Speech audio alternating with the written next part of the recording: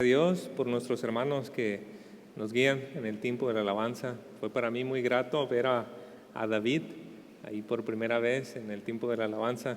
Qué bueno que un joven como David estuvo esperando algo de tiempo para poder estar participando, y como ustedes saben, hace 2 semanas pues se bautizó y está poniendo aquello que se ha capacitado para el servicio de nuestro Señor. Y es un bonito ejemplo, es un bonito ejemplo digno de imitar, jóvenes o grandes, es algo muy bonito de ver. Entonces, estamos agradecidos con Dios por eso, y que Dios mediante se sigan añadiendo más y más hermanos y hermanas al servicio del Señor así. Y bueno, estoy agradecido por el tiempo de la alabanza, porque verdaderamente nos ha estado preparando para este mensaje que tengo para compartir hoy de la palabra del Señor con ustedes. Y para no hacer más pausa, vamos al Evangelio de Marcos, por favor. Si me pueden acompañar al Evangelio de Marcos, estamos ya en el capítulo 11 de 16 capítulos que tiene este Evangelio. Estamos en el capítulo 11 del Evangelio de Marcos. Y la sección o la porción bíblica que tenemos para este día comprende del versículo 1 al versículo 11. Entonces, cuando usted lo encuentre, por favor, acompáñeme poniéndose de pie, y mientras doy lectura, sígame con su vista, por favor.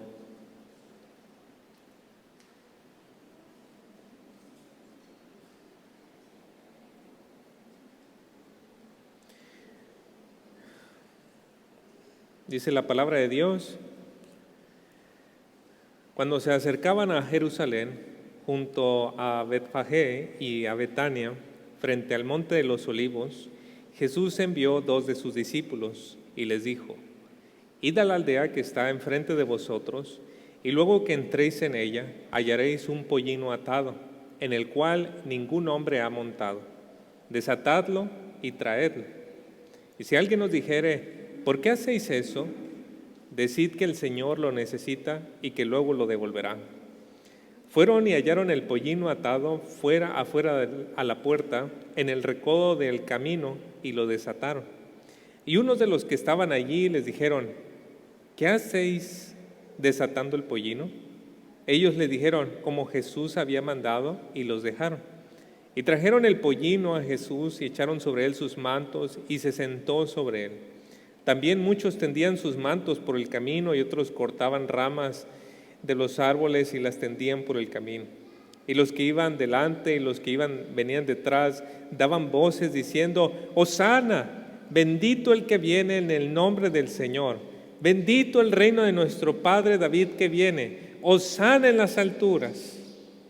Y entró Jesús en Jerusalén y en el templo, y habiendo mirado alrededor todas las cosas, como ya anochecía, se fue a Betania con los 12. Oremos. Nuestro Padre Celestial, gracias por su palabra, nuestro gran Dios. Gracias por nuestro Salvador Jesucristo. Señor Jesucristo, hoy le confesamos como el gran Rey, y queremos que ahora que viene usted aquí para estar con nosotros, encuentre un pueblo bien dispuesto, que sea de agrado para usted nuestros corazones, nuestra disposición, nuestro servicio en esta hora. Oh nuestro gran Rey, hónrenos con su presencia entre nosotros y traiga a la luz lo que hay en nuestros corazones. Y si en algún momento ahorita, Señor, necesitamos y trae usted a la luz algo que hay mal en nosotros, concédanos el don del arrepentimiento para guardar ese día glorioso también, cuando físicamente usted vendrá. Señor, bendíganos en esta hora y úseme para su honra y gloria, Señor, en Cristo Jesús. Amén. ¿Puede tomar su lugar? Con el pasaje que hemos dado lectura, iniciamos la segunda gran parte de este Evangelio de Marcos. Y a diferencia de la primera sección, que abarca aproximadamente un periodo de 3 años, esta sección del capítulo 11 hasta el capítulo 16 solo abarca una semana. Entonces pasamos de 3 años narrados en 10 capítulos a una semana narrado en el capítulo 11 hasta el capítulo 16. Y esa semana se centra en el ministerio de nuestro Señor allí en Jerusalén. Él entra a Jerusalén un domingo, observa la ciudad, observa el templo, juzga a los líderes, quienes más adelante piden que nuestro Señor sea crucificado. Todo eso ocurre, la parte final ocurre un viernes por la tarde, en el día de Pascua, y para el domingo en la mañana nuestro Señor ya ha resucitado. En este día nosotros vamos a iniciar entonces ese recorrido de nuestro Señor allí en la ciudad de Jerusalén, cuando Él entra a esta ciudad. Y los detalles que vamos a encontrar en nuestro texto nos darán cuenta de que nuestro Señor no era simplemente un maestro que iba dando la palabra en diferentes lugares, ni siquiera era como un profeta que iba anunciando las palabras de Dios simplemente, pero vamos a darnos cuenta de una verdad más profunda, que Él es el Rey, que entra en la ciudad, que visita a su pueblo, que observa cómo está su ciudad y entonces más adelante empieza a hacer declaraciones acerca de cómo se encontraban espiritualmente. Pero para el momento de esta ocasión, de esta predicación, solo vamos a ver esta parte de la entrada y vamos a notarlo en una secuencia de 3 puntos que quiero mencionar. La primera de ellas tiene que ver con la preparación del Rey. Del versículo 1 al versículo 6 podemos ver a nuestro Señor preparando todos estos elementos para su entrada en Jerusalén. Mire ahí el versículo 1, dice: cuando se acercaban a Jerusalén, junto a Betfagé y a Betania, frente al monte de los Olivos. Esta descripción nos ubica geográficamente en el lugar donde ellos se encontraban. Tenemos que pensar allí en estas aldeas o pueblos, Betfagé y Betania, se encontraban a pocos kilómetros de la ciudad de Jerusalén. Y se nos menciona también lo que es el Monte de los Olivos, un monte muy importante en la profecía del Antiguo Testamento que nos habla de la segunda venida de Cristo. El Monte de los Olivos y estas ciudades estaban cerca de Jerusalén. El Monte de los Olivos quizás se eleva como unos 40 metros por encima de la ciudad. Cuando uno se llega a subir ahí, que no me ha tocado, pero hay fotos, se alcanza a ver un poco de la ciudad desde ese lugar. Es muy importante dentro de las profecías del Antiguo Testamento. Entonces, con esa imagen ya podemos nosotros tener una idea de que nuestro Señor, junto con sus discípulos y esta caravana que iba acompañándoles desde Jericó, están cerca de la ciudad. Y antes de entrar, nuestro Señor hace unos ciertos preparativos importantes para su entrada. Ahí nos dice en el versículo 1, en lo que resta, que Jesús envió 2 de sus discípulos y les dijo: id a la aldea que está enfrente de vosotros, y luego que entréis en ella hallaréis un pollino atado en el cual ningún hombre ha montado. Desatadlo y traedlo, y si alguien os dijere: ¿por qué hacéis eso?, decid que el Señor lo necesita y que luego lo devolverá. Existen aquí como diversas teorías para explicar este misterioso encuentro o este misterioso arreglo que ocurre.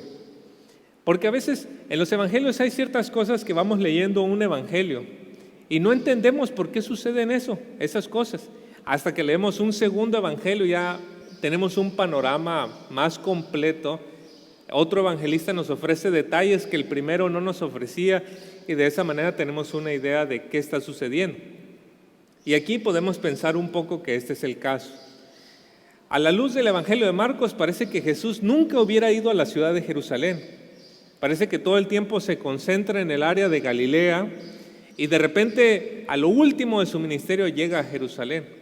Pero si nosotros empezamos a leer el Evangelio de Juan, nos vamos a dar cuenta que nuestro Señor ya había estado 2 y quizás hasta 3 veces, 3 años había ido a las fiestas anuales allí en Jerusalén y había estado con los líderes religiosos y conocía bien la ciudad. Pensando en eso, probablemente como el Señor ya había estado ahí, Él ya había hecho amistades en la ciudad o en el pueblo cercano, los pueblos cercanos de la ciudad.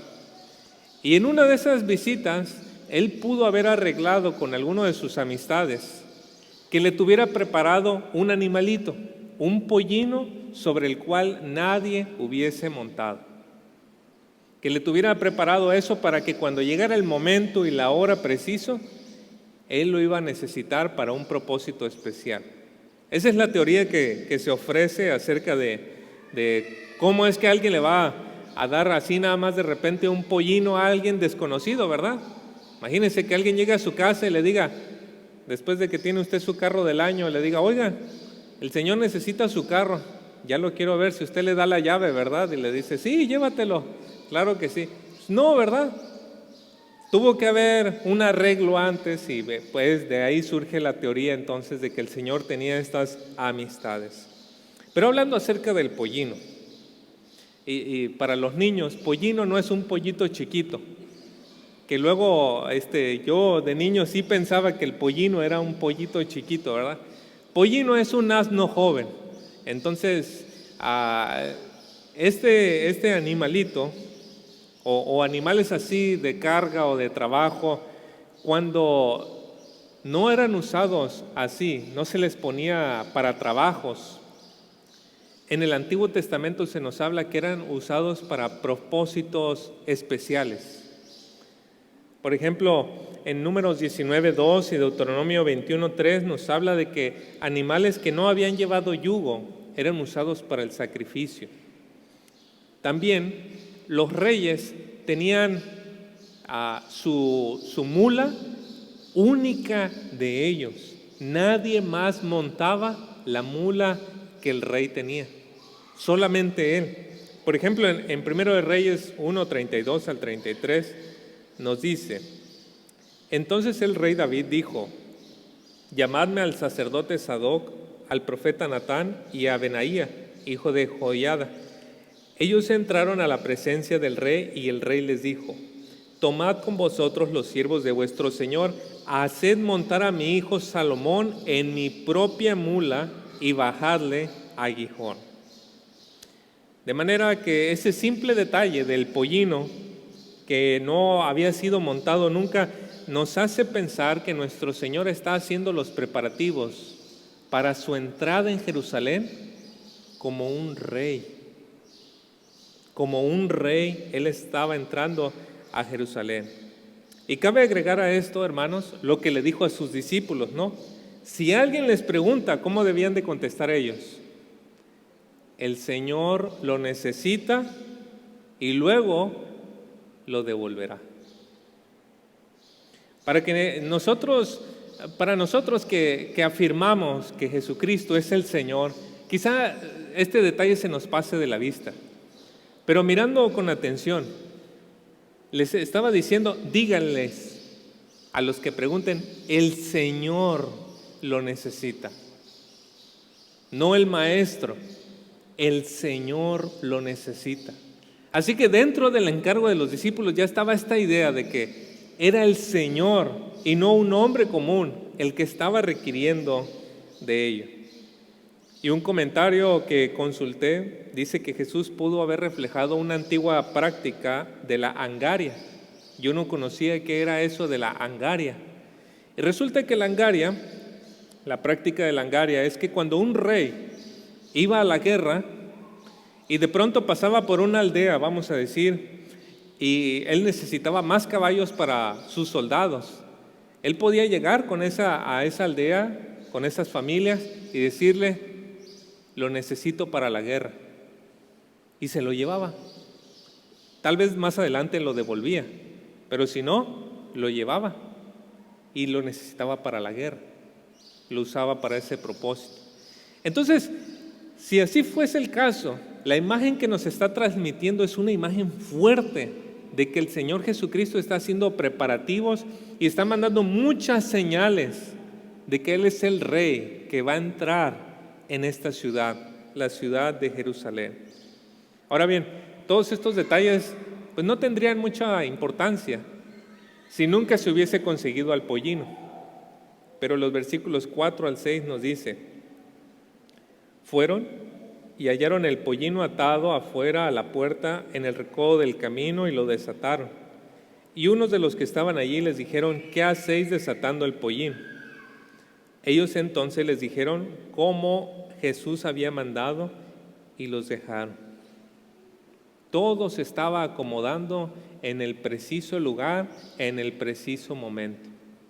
¿Para qué? Para que nuestro Señor hiciera una espectacular entrada a Jerusalén. Y ese es el segundo punto que quiero mencionar, hermanos: la entrada del Rey a Jerusalén. La entrada del Rey a Jerusalén. Versículo 7. Trajeron el pollino a Jesús, y echaron sobre él sus mantos y se sentó sobre él. También muchos tendían sus mantos por el camino y otros cortaban ramas de los árboles y las tendían por el camino. Aquí claramente vemos el cumplimiento de una profecía en el libro de Zacarías. Zacarías 9:9 nos dice: regocíjate sobremanera, hija de Sión, da voces de júbilo, hija de Jerusalén.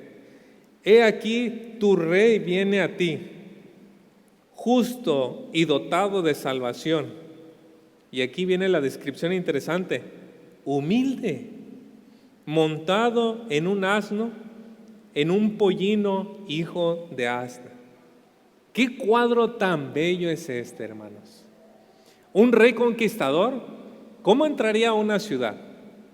Un rey conquistador entraría con un caballo, con un ejército, anunciando que había vencido, que había derrotado a sus enemigos. Pero en cambio nuestro Señor entra montado sobre un pollino, anunciando paz, humilde allí frente a las multitudes. Y miren ustedes, hermanos, cómo la fama de nuestro Señor en tan pocos años, 3 años posiblemente recorriendo las regiones, había ganado que la gente lo admirara. Y cuando Él entraba, entonces las personas empezaron a cantar, empezaron a decir palabras. Ahí versículo 9 y 10, ¿qué dice? Y los que iban delante y los que venían detrás daban voces diciendo: Hosana, bendito el que viene en el nombre del Señor, bendito el reino de nuestro Padre David que viene, Hosana en las alturas. Se dice que en el tiempo de la Pascua, los judíos acostumbraban a escoger ciertos cantos del libro de los Salmos para entonarlos en esos días especiales. Eran los conocidos Salmos de Jalel, que abarca desde el Salmo 113 hasta el Salmo 118. ¿Y sabe qué es interesante? Ellos lo hacían año tras año. Año tras año estaban entonando estos cantos con ciertas miras proféticas a que fueran a suceder algún día las cosas que estaban descritas en esos salmos. Pues en ese día, una de las palabras de esos salmos se cumplieron en la persona de Cristo. El Salmo 118, 25 al 26, esto que ellos cantaban continuamente, ahora se veía en la persona de Cristo. Dice el Salmo 118, 25 al 26, te rogamos, oh Señor, sálvanos ahora. Te rogamos, oh Señor, prospéranos ahora. Bendito el que viene en el nombre del Señor, desde la casa del Señor os bendecimos. Eso que era el canto de todos los años, ahora lo cantaban en la presencia y en el cumplimiento de esas palabras. Es como ahora, hermanos, nosotros alabamos al Señor a través de la música, la letra que nos ponen aquí, y decimos ante el trono celestial y todo eso, y ahorita no estamos literalmente enfrente del trono de Dios. Pero ¿qué tal el día cuando ya lleguemos ante la presencia del Señor? Ese canto tendrá su cumplimiento en ese momento. Y ellos que estaban cantando año tras año, ahora podían ver la realidad de ese momento y decir: sálvanos, Señor, sálvanos. Bendito el que viene en el nombre del Señor. Y en el Evangelio de Marcos, noten ustedes que dice: bendito el reino de nuestro Padre David que viene. Este no aparece en los Salmos, pero nos hace pensar cuál era el pensamiento judío acerca de Cristo en aquel tiempo. Dios le había dicho al rey David, unos 1000 años antes, le había dicho al rey que iba a haber un descendiente de este rey, del rey David, que iba a tener un trono, un reino para siempre. Eso se puede encontrar en 2 de Samuel capítulo 7, versículo del 12 al 13. Luego, sobre esa promesa que Dios le hizo al rey David, el profeta Isaías hizo otra promesa encima de esa. En Isaías 9, del 6 al 7, también hablándonos acerca del reino el descendiente del rey David. Pero quien nos da una explicación todavía más amplia es el profeta Jeremías. En Jeremías 23, del 5 al 6, y este sí va a aparecer aquí en la pantalla, noten ustedes que dice: He aquí, vienen días, declara el Señor, en que levantaré a David un renuevo justo, y él reinará como rey, actuará sabiamente y practicará el derecho y la justicia en la tierra. En sus días será salvo Judá e Israel morará seguro, y este es su nombre por el cual será llamado el Señor, justicia nuestra. Así que todas estas ideas podían estar flotando en el aire. La gente alabando, preparando la alfombra roja para el Señor, para su entrada, con las palmas, dando la bienvenida, diciendo: Hosana, sálvanos, Señor, sálvanos, bendito el que viene en el reino, en el nombre del Señor, el que trae el reino de nuestro padre David. Todo eso estaba en el aire. Pero tenemos que hacernos la pregunta, queridos hermanos: ¿por qué el Señor quería que la gente lo reconociera como el rey de Israel? ¿Por qué?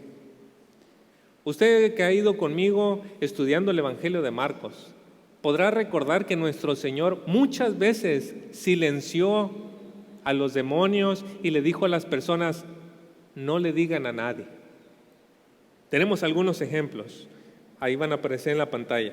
Marcos 1:34 dice: y sanó a muchos que estaban enfermos de diversas enfermedades, y expulsó muchos demonios, y no dejaba hablar a los demonios porque ellos sabían quién era Él. No dejaba hablar a los demonios. Marcos 1:44, hablando del leproso a quien sanó, le dijo: mira, no digas nada a nadie, sino ve, muéstrate al sacerdote y ofrece por tu limpieza lo que Moisés ordenó para testimonio a ellos. No quería que nadie supiera de la sanidad. Marcos 3, del 11 al 12. Y siempre que los espíritus inmundos le veían, caían delante de él y gritaban diciendo: tú eres el Hijo de Dios. Y les advertía con insistencia que no revelaran su identidad. Jesús les decía a los demonios: no revelen mi identidad. Marcos 8, del 29 al 30, cuando Pedro hace esta maravillosa confesión de que tú eres el Cristo, le dice, él les preguntó de nuevo: pero vosotros, ¿quién decís que soy yo? Respondiendo Pedro le dijo: tú eres el Cristo, y les advirtió severamente que no hablaran de él a nadie. Tenemos que hacernos la pregunta. Todo el Evangelio de Marcos, nuestro Señor ha estado diciendo a la gente: no hablen de mí, a los demonios y a las personas. Pero entra a Jerusalén y a todas luces Él quiere ser conocido como el Rey. ¿Por qué? Era la pregunta que yo me hacía mientras preparaba este mensaje. ¿Por qué el Señor hace este cambio tan drástico? Creo que parte de la respuesta es que si la gente lo hubiera reconocido como Rey desde sus inicios, esto lo hubiera llevado a una muerte prematura. Había ciertas cosas que tenían que cumplirse antes de que Él fuera llevado a la cruz. Imagínense si en los primeros 15 días la gente le hubiese dicho que era el rey. ¿Qué hubiera pasado con los romanos que estaban oprimiendo a Jerusalén? ¿Qué hubiese pasado con las autoridades religiosas? Hubieran ido en contra de Él directamente para matarlo. Pero a los 3 años le dio tiempo al Señor para anunciar lo que tenía que anunciar. Y cuando llegó el momento preciso, a días de morir, Él le dice a las personas: aquel que va a morir allá crucificado, humillado delante de las personas, es nada menos y nada menos que el Rey de Israel. No me imagino la confusión que había en la mente de los discípulos. ¿Recuerdan ustedes que pasamos semanas viendo acerca de Jesús diciéndole a ellos, tengo que morir crucificado? Y luego van llegando a Jerusalén y toda la gente dice, Hosana, sálvanos, Rey. En la mente de ellos ese choque, Señor, si vas a morir, entonces ¿por qué la gente te aplaude?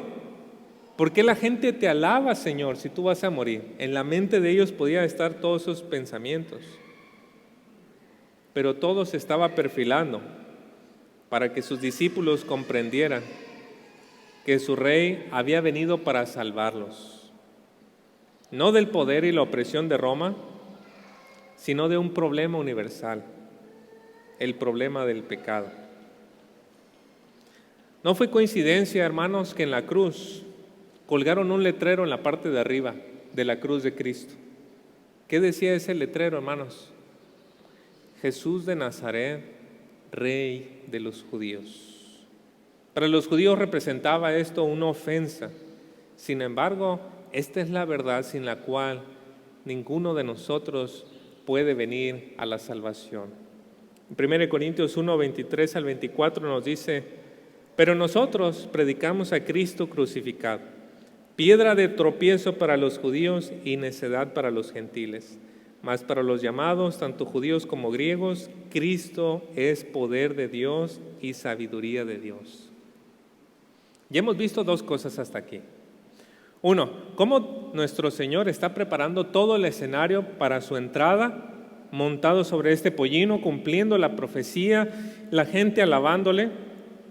Segundo, vemos cómo al entrar las personas están reconociendo que Él es el Rey. Pero hay una tercera cosa importante a notar en nuestra porción bíblica, y es la supervisión del Rey. Miren el versículo 11. Y entró Jesús en Jerusalén y en el templo, y habiendo mirado alrededor todas las cosas, mire, eso llama mi atención, mirando alrededor todas las cosas, como ya anochecía, se fue a Betania con los 12. El gran Rey, entrando en su ciudad, llegando al templo. Y estos dos elementos, Jerusalén y el templo, son elementos representativos muy importantes y con una carga simbólica en el Antiguo Testamento. Los profetas, por ejemplo, cuando querían hablar de toda la nación, solo tenían que decir Jerusalén, la ciudad. Y cuando querían hablar acerca de la vida religiosa del pueblo, solo tenían que referirse al templo. Lo que la gente hacía en Jerusalén y lo que la gente hacía en torno al templo reflejaba cómo estaba la relación de ellos hacia Dios. Y qué importante entonces que nuestro Señor entra y se pone a observar la ciudad. Y cuando decimos la ciudad, pues no hablamos de la arquitectura, pero estamos hablando de las personas. ¿Qué está haciendo la gente? ¿Cómo está trabajando las personas? ¿Qué están haciendo? ¿Cómo están las amistades? ¿Cómo son las relaciones? ¿Cómo se da el comercio? ¿Qué sucede dentro del templo?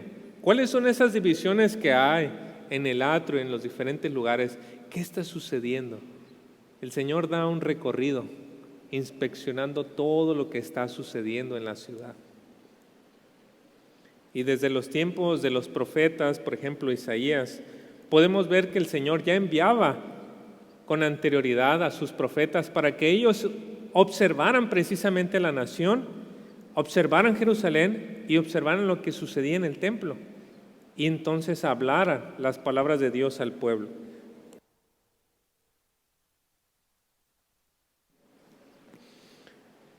Cuando el profeta Isaías, por ejemplo, volteaba a ver la ciudad y volteaba a ver el templo, el profeta Isaías llegó a decir, este pueblo me honra solamente de labios para afuera.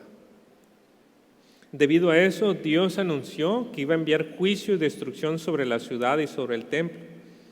Y la ciudad tuvo más de 100 años para arrepentirse, después de que el Señor había hecho esa supervisión a través de sus profetas. Y la ciudad no se quiso arrepentir. En Jeremías 5, del 11 al 12 nos dice, porque la casa de Israel y la casa de Judá han obrado pérfidamente conmigo, declara el Señor. Han mentido acerca del Señor. Dijeron, Él no existe, ninguna calamidad vendrá sobre nosotros y no veremos ni espada ni hambre. Ellos decían, si el Señor nunca viene, podemos hacer lo que queramos. Él no se aparece, Él no está aquí.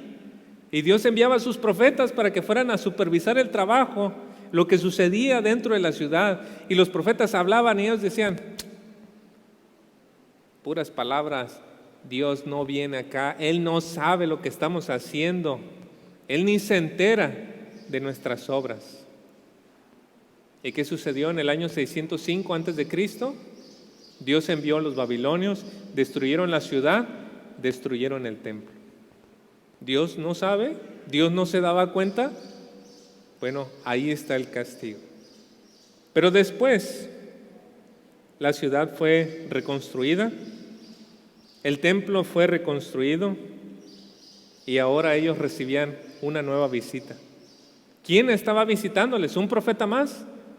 No, el mismo rey ahora estaba apareciéndose y estaba supervisando qué estaban haciendo los hombres en Jerusalén.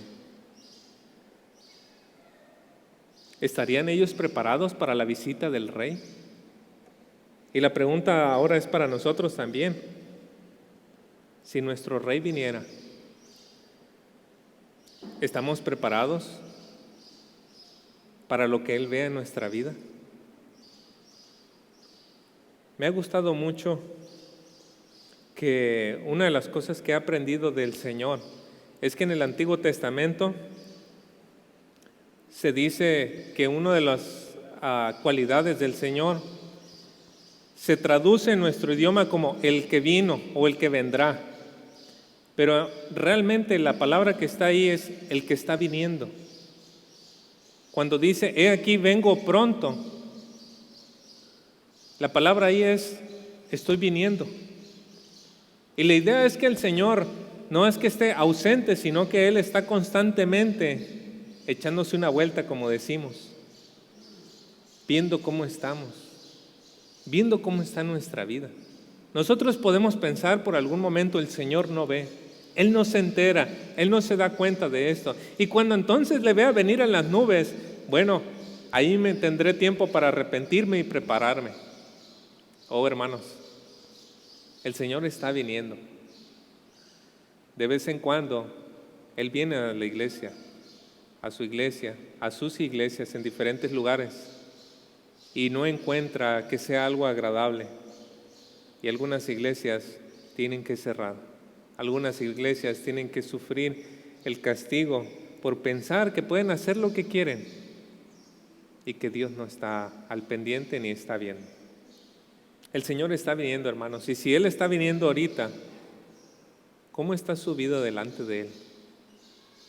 ¿Está usted preparado para que Él supervise su vida en este momento? ¿Para que le pida rendirle cuentas a usted?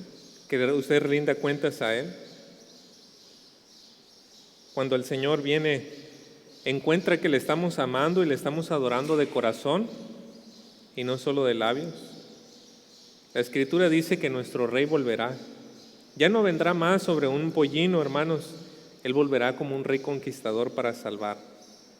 Apocalipsis 19, 11 al 13 dice, y vi el cielo abierto, y he aquí un caballo blanco, y el que lo montaba se llama Fiel y Verdadero, y con justicia juzga y hace la guerra.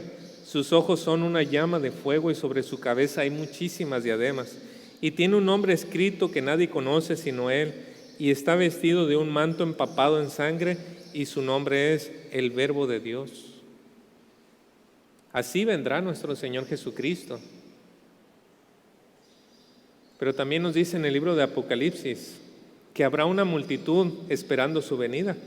Apocalipsis 7, del 9 al 10 dice, después de esto miré y vi una gran multitud que nadie podía contar, de todas las naciones, tribus, pueblos y lenguas, de pie delante del trono y delante del Cordero, vestidos con vestiduras blancas y con palmas en las manos.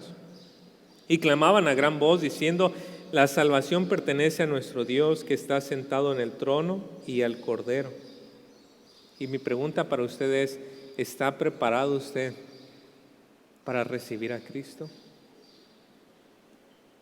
El Rey que está viniendo, ¿qué encontrará en nosotros?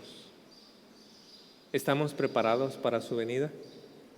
Dios le dio tiempo a su pueblo, hermanos, para que se arrepintiera. La primera vez le dio aproximadamente 100 años, poquito más. No se arrepintieron, vino el juicio que se había dicho. La segunda vez que el Señor anunció a su pueblo y que esta vez vino personalmente en el Señor Jesucristo, le dio años para que su pueblo se arrepintiera, más de 30 años. ¿Qué sucedió en el año 70? El general Tito llegó a Jerusalén, destruyó la ciudad y en el año 135, después de la rebelión de un hombre con título de Bar Kokhba, trajo una rebelión y Roma destruyó por completo de la ciudad. No reconocieron quién los había visitado y no se arrepintieron de sus pecados y Dios trajo juicio. Pero hermanos, una vez más el Señor vendrá. ¿Estamos preparados para ese día? ¿Estamos preparados para el encuentro con el Señor? Si estamos viviendo en pecado, este es un momento propicio para arrepentirnos delante de Él, pedirle misericordia y así como la gente clamó, clamar, sálvanos, Señor. Nuestro Dios ofrece su perdón sobre la base del sacrificio de nuestro Señor Jesucristo. Por su sangre tenemos perdón del pecado. El Rey ya vino, hermanos. Él ya dio su vida y nos toca a nosotros recibir esa vida por medio de la fe en Él.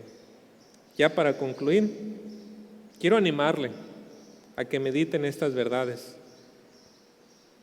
y que nuestro Señor encuentre un corazón bien dispuesto para su venida. Oremos. Oh Padre,